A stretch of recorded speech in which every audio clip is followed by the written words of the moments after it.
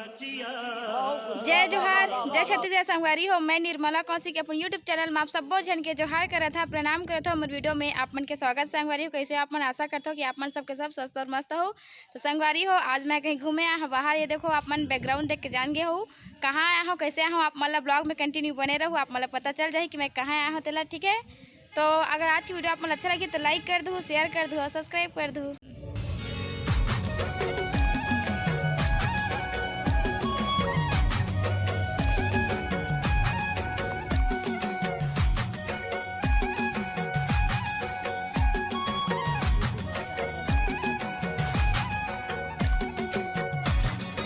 संगवारी हो, मैं कहाँ आया हूँ आप मतलब तो जान रहे हो, तो ब्लॉग में कंटिन्यू बने रहो। आप मतलब बहुत कुछ पता चलने वाला है ये ब्लॉग में, तो बने रहो।